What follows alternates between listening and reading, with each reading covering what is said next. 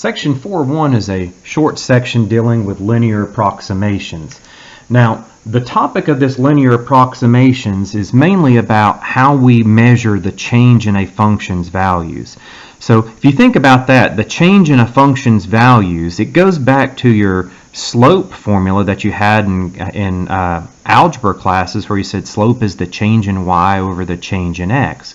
Well, notice if I just talk about the change in a function's values, I can say it's the function evaluated at a plus delta x minus the function evaluated at a. That's the change in the y values, or the change in the function's values from a to a plus delta x. Notice on my graph over here, I tried to show out what this is representing. If I drew a function, a generic function here, f of x, and I said let's evaluate it at a, so we know that that point is a f of a, and then I evaluated it at another value of x that's a distance delta x units to the right. So I said this is going to be a plus delta x, and of course the y value there would be f of a plus delta x. So if I ask you to find the change in y from this point to this point, you just say, well, it's just y2 minus y1. In this case, f of a plus delta x minus f of a.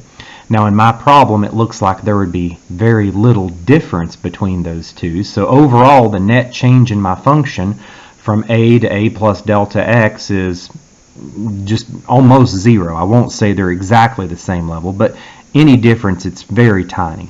Now, what if instead of the average rate of change, or the average distance from a to a plus delta x, I wanted to know specifically what happens at the point a? Well, we know that's what the derivative gives us. So if I say, let's imagine this delta x difference between a and a plus delta x. Let's imagine that difference is a limit as delta x approaches 0. So this point a plus delta x gets smashed infinitesimally close to the point a. So instead of finding the change between two x values of a pretty good distance away from each other, you're finding the change in the function over two x values instantaneously right beside of one another. So we find what's called the instantaneous rate of change, or the derivative at a, and say, well, this is the limit as delta x approaches 0 of f of a plus delta x minus f of a over delta x. Please notice that's the same thing as your f of a plus h minus f of a over h, limit as h approaches 0 formula, the definition of a derivative at a that we dealt with back in chapter 2. So now this is the exact same thing as that, except instead of h, we're putting a delta x into here. Now, I could also say that numerator is simply just the change in the function's values. So shorthand notation, I could call it delta f. And then nothing else has changed in this case. So now I can say, well, since the derivative is equal to the limit as delta x approaches 0 of the change in the function over the change in the x values of the function, if I wanted to estimate the change in the y values of the function, or delta f, I could say delta f is approximately equal to the derivative evaluated at a times delta x. Notice I've just multiplied by delta x on each side. Now, y in this step is an equation, and in this step it's an approximate. It's an approximation. It's approximately equal to sign. Well, the reason is because from this step to this step I dropped the limit notation. It's only an exact equation if this delta x is an infinitesimally small number. So delta x has to be a number approaching 0. Well, what if delta x is not a number approaching 0? Well, then it's still approximately true as long as delta x is sufficiently small. Now, I'm purposely vague there. In this case, we're always purposely vague, because how small is sufficiently small? It depends how much accuracy you're wanting. So in problems like this, we'll try to use this approximation formula that says the change in a function's values is its derivative evaluated at the point of interest times the change in the x values to the other point. So that's going to be our approximation for the change in the y values of a function, and we'll estimate how close that estimation is given some scenarios, such as our first problem here. Now in this problem, I'm also going to be talking about, in order to determine if delta x was sufficiently small, we're going to find the error. The error is nothing more than the actual change in the f values, so that's f of a plus delta x minus f of a, minus the approximated change, our approximation formula. Well, the error is the absolute value of that difference, and the percentage error is just going to be the answer we get for this error divided by the actual value, which, remember again, that's delta f. We take the absolute value of that and multiply by 100% to get our percentage error. Here's an example. So in this case, I want to look at, I want to try to find where I know that the approximation formula is the derivative evaluated at the point of interest times the change in x to estimate delta f. Then we're going to find the actual delta f value, and we'll have to use the calculator for that to determine the error and percentage error. Okay, so my function here in this case is the natural log of x squared plus 1. My point of interest is a is equal to 1 and delta x is 0.1. So I already know from this problem what I'm trying to estimate is how much does the y value change when x goes from 1 to 1.1 in this natural log of x squared plus 1 equation. So it's going to be f of 1.1 minus f of 1. That's the actual change in y here. But now, first, we're asked to estimate that change in the y values, or the change in the functional values. So I take my function, take its derivative. We know derivative of any logarithm is 1 over what's inside the logarithm times the derivative of what's inside the logarithm. That gives me 2x over the group x squared plus 1. Now I need to evaluate that at 1. So when I try to plug a 1 into here, I would get the natural log of 1 squared plus 1. You're evaluating your natural log in the denominator. It's just 1 squared plus 1. It's not inside of a natural log after you've taken the derivative. I apologize. So 1 squared plus 1, that just gave me a 2 in the denominator. My numerator was 2 times 1, 2. So I get 2 over 2. F prime of 1 is simply 1. Now, the change in the function's values is approximately equal to the derivative evaluated at the point of interest. That's what we've just found right here. And then times the change in the x values to the next x value. Well, delta x is 0.1 in this case. So f prime of 1 times 0.1 just gives me 1 times 0.1. And notice we don't need a calculator for anything I've done up to this point. And I know that the natural log function changes approximately by 1/10 of a unit as it goes from 1 to 1.1. But now we're going to see how close that approximation is. So let's find the actual change in the function's value. So you say, well, the actual change in the function's values is always f of a plus delta x. Remember, that's just your second y value, minus f of a, that's your first y value. So you say down here, f of a plus delta x minus f of a, that's just going to be f of 1 plus 0.1 minus f of 1. So now, of course, this is the function evaluated at 1.1. So I plug a 1.1 into my function, the natural log of 1.1 squared plus 1, minus f of 1, that's where we just plug a 1 into our function, the natural log of 1 squared plus 1. 1.1 squared is 1.21, plus 1 gives me the natural log of 2.21. Then I said minus the natural log of 2. Now, in order to get that answer, I needed to use my calculator here, and I would have had to keep every single decimal place. You don't want to make a rounding error in a problem like this, so I went out as far as my calculator would go, the 0.099845335. Now, that's the true change in the function's values as it moves from 1 to 1.1. So the error that we found, it's always the absolute value of the true change in the function's values minus our approximated change. Well, here was our true change, our approximated change. The absolute value of that gives me this number. Now, if I were just doing that quickly, I already have this value in if I subtract 0.1 from that. Now, obviously, notice I'm getting a negative. Absolute value just says ignore any negative then. This is scientific notation, meaning there needs to be 4 zeros, including a 0 to the left of the decimal. We usually do not write the 0 to the left of the decimal, but you could. You can say it's going to be 0.3 more zeros, and then 154,66503. So you see where that number came from. Now, in order to get my final answer, I would just take this error, divide it by 0.099845335, and again, remember, we're ignoring any negatives because this is inside of an absolute value. In order to get the percentage answer, we multiply by 100, and you'll see I'm getting the 0.154, and I rounded to 6 places. You can always, for the final percentage error answer, you can round to 3 decimal places in the percent. You can always be more accurate, you just could not be less. So if somebody wanted to say 0.155% here, I would be fine with that.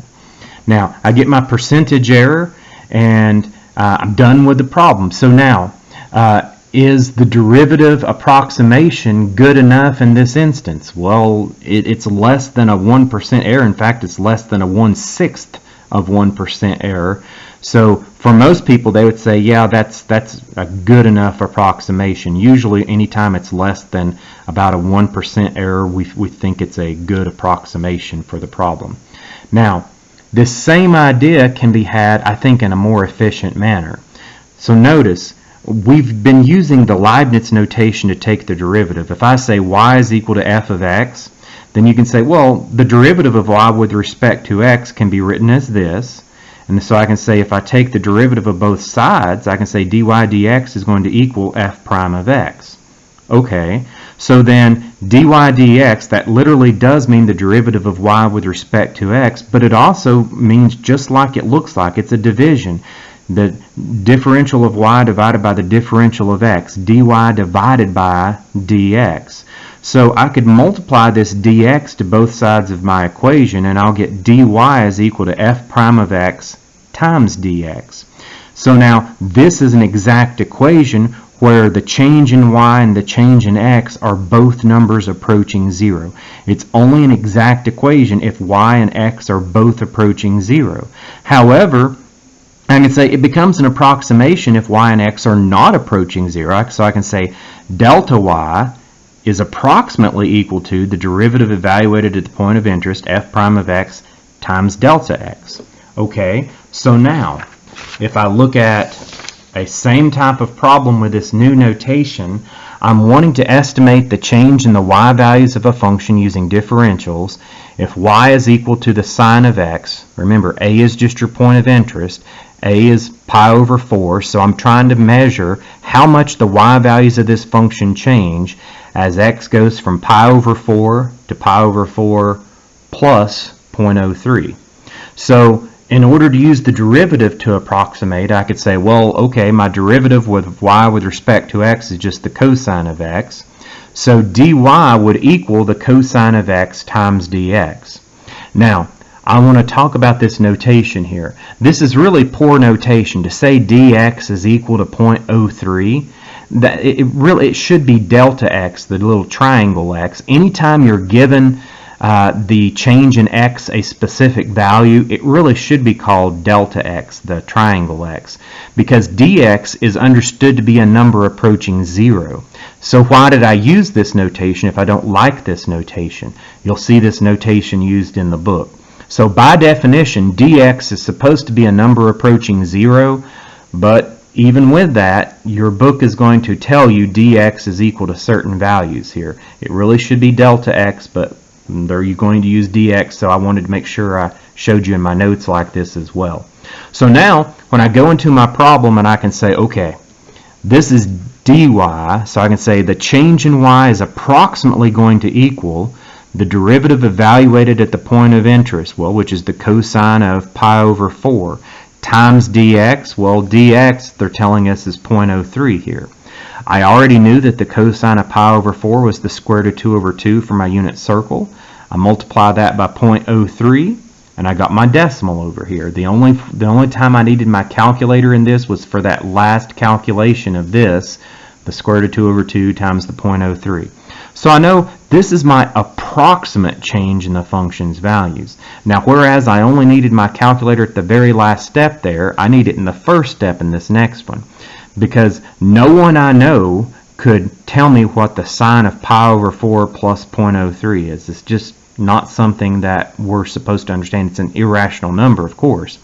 Now, this is the exact change in y, or as exact as our calculator can tell us. We would just have to go in here and say, well, okay, make sure your calculator is in radian mode, and I'll just say it's the sine of pi over 4 plus 0.03. I'm subtracting from that the sine of pi over 4, and notice I'm getting this value, the 0.02089184474 that I had. So now I can say, okay, I have the delta y approximation. I have the delta y exact value as close as the calculator can get. So I know that the error in using the approximated value to get the calculated value is just going to be the actual value minus the approximation inside of an absolute value. I got this decimal. And then the percentage error is going to be when we take that error, divide it by the true value here that we got from the calculated value. The absolute value of that quotient times 100%, I got my percentage error in this problem of 1.538188%. Now, so that's how we estimate functions using the derivative, and then finding the error and percentage error using those estimations. The next thing this section will talk about, and this is going to lead into something called the Taylor polynomial in Calculus 2, but for now it's just the linear approximation. This section makes the linear approximation, or sometimes it'll say the linearization of f of x, it makes it seem like a new concept. The first thing I want to do is show you it's not a new concept. So this linearization formula of any function, it's just saying the linear approximation of f of x at x equals a is, the linearization of your function with respect to x is your function evaluated at the point of interest. The point of interest is a. You always have to have some point that you want the approximation to be perfect, and then as you move away from that perfect approximation at that point, the line could get less perfect in approximating the function. So we say the linearization is the function evaluated at that point of interest plus the derivative evaluated at that point of interest times x minus a. All this comes from is your point slope formula. Let me show you. So the point in this case is the point, and your function that you're trying to show is a part of it is the x value a. That's we know our line has to go through that point. So I'd say, well, a has a y value of f of a. So then in my point slope equation, that's y minus y1 is equal to x times x minus x1. I would say, well, then my coordinate x1, y1 is just the value af of a, your x and y value there. You know your slope, it's just the slope at the x value of interest. Well, it has to be f prime of a. So plug that into your point slope equation then. Y minus f of a is equal to the slope f prime of a times x minus x1, x1 being our a. And then you could say, well, okay, then I could leave the right hand side alone, move this f of a over to solve for y, and I would get y is equal to f of a plus f prime of a times x minus a. Please notice that's exactly what we have right here. So this is nothing more than finding the equation of a tangent line at a point of an equation. Now, in order to do that in a problem here, let's say I'm asking you to find L of x for the function, so I want the linearization of this function at a equals 3. So our function is 1 over the square root of 1 plus x here. Just to make the derivative easier to take in a few moments, I want you to go ahead and think of that as 1 plus x to the negative 1/2 power. Now, in order to get my equation, please keep in mind, you need to evaluate your function at the point of interest. You need to evaluate your derivative at the point of interest. That's basically it. So that's why I put we need f of 3 and we need f prime of 3. So before I even worry about the derivative, I go ahead and just say, well, then let's go ahead and find out what f of 3 is going to be. My function is going to be, L of x is going to be f of 3 plus f prime of 3 times x minus 3. Well, f of 3, it's your function evaluated at 3. That's easy because you just have 1 over the square root of 1 plus 3. That's 1 over the square root of 4, 1/2. Now, I need to find f prime of 3. Well, f prime of x, We know the derivative of any group to a power, the power comes down in front times the group to the one lower power. That's where this comes from. Then I wanted to rewrite that. This is the same thing as negative 1 over 2 on the square root of the group 1 plus x to the third power. Now, if that's my derivative evaluated at 3, now I need to evaluate the derivative at 3 in this function. So I can say, well, plug a 3 into that denominator, you get 1 plus 3 is 4. That's going to give you 4 to the third power. Well, 4 to the third power, 4 times 4 is 16. 16 times 4 is 64. 4 to the third is 64. But now you see that that 64 is inside of a square root, and we know that the square root of 64 is 8. So your denominator is just going to be 2 times 8, 16. I had a negative 1 in my numerator in every step. So I know f prime of 3 is just negative 1/16. Therefore, we can say the linearization of this function is f of 3, well, that was 1/2. And then plus f prime of 3, well, plus a negative 1 over 16 means minus 1 over 16 times the group x minus a, becoming x minus 3. And please leave it like that. Typically, we don't do the distributive property in problems like this. We just leave it in this format. Is it wrong if you do distribute through the negative 1 over 16th and simplify like terms? It's not wrong. It's just I don't mind it in this format right here. So you can distribute and simplify if you like, or you can just leave it like this with a slight preference to just leave it like it is.